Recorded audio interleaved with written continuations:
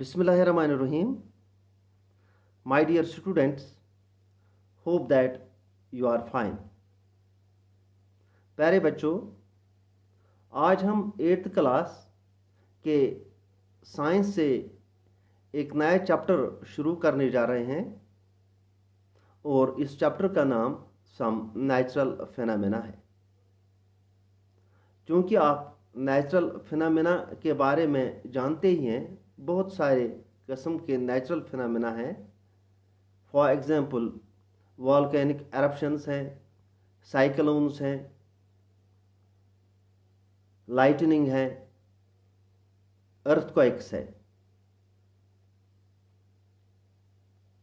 और in natural phenomena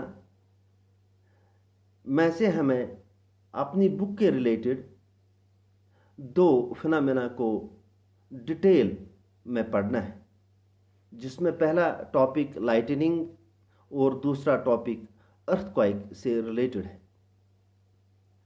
प्यारे बच्चों, सबसे पहले हम लाइटनिंग के बारे में जानकारी हासिल करेंगे। लाइटनिंग को पढ़ने से पहले हम लाइटनिंग के रिलेटेड कुछ कंसेप्ट्स को जानने की कोशिश करेंगे। जो ये लाइटनिंग है, इसको पढ़ने से पहले हम इस लाइटनिंग के रिलेटेड जो भी कंसेप्ट्स है उनको हम जानने की कोशिश करेंगे। और इसमें सबसे पहला concept electrically neutral state of matter है। तो प्यारे बच्चों, ज़्यादातर सब्सटेंस दुनिया में इलेक्ट्रिकली न्यूट्रल होते हैं, यानी कि उन पर कोई नेट चार्ज नहीं होता है। अगर हम एटॉमिक स्ट्रक्चर से इस बात को समझेंगे तो हमें पता है एक एटम में इलेक्ट्रॉन्स, प्रोटॉन्स और न्यूट्रॉन्स होते हैं। इलेक्ट्रॉन की चार्ज मनफी यानी नेगेटिव, प्रोटॉन्स की चार्ज मस्बत यानी पॉजिटिव और न्यूट्रॉन्स पर कोई चार्ज नहीं होता है। एक न्यूट्रल एटम में इलेक्ट्रॉन और प्रोटॉन्स की तादाद बराबर होती है, जिसकी वजह से ये नेगेटिव और पॉजिटिव चार्ज आपस में कैंसिल हो जाते हैं और एक एटम न्यूट्रल स्टेट में आ जाता है। प्यारे बच्चों, मुझे उम्मीद है कि ये कंसेप्ट आपको अच्छी तरह से समझ आया होगा। उसको मज़ीद समझने के लिए आप इस कंसेप्ट को अपनी नोटबुक में लिखें, ताकि आपको आगे समझने में कोई दिक्कत नहीं आ जाएगी। Electrically neutral state of matter. Most of the substances are electrically neutral. According to the basics of atomic structure, an atom is made up of electrons, protons, and neutrons. In an atom, the number of electrons is equal to the number of protons. The equal number of negative and positive charge balance each other. तो प्यारे बच्चों, अब इसके related जो lightning है, इसके related मैं आपको दूसरा कंसेप्ट भी यहाँ पे समझाने की कोशिश करूँगा। तो जो दूसरा कंसेप्ट है हम पढ़ने जा रहे हैं, वो चार्जिंग बाय रबिंग है। प्यारे बच्चों, जब हम 2 बॉडीज को आपस में रगड़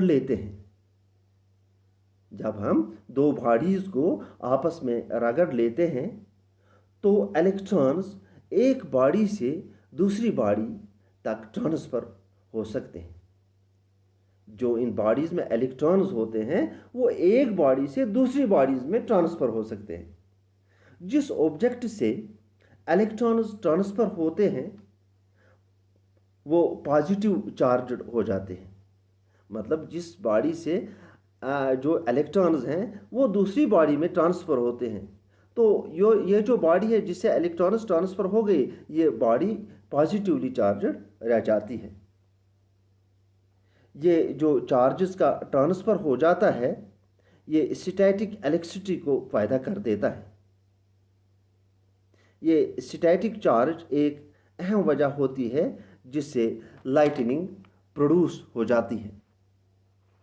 मिसाल के तौर पर अगर हम कंघे को अपने बाल के साथ रगड़ देंगे तो वो एक स्मॉल चार्ज को एक्वायर करता है।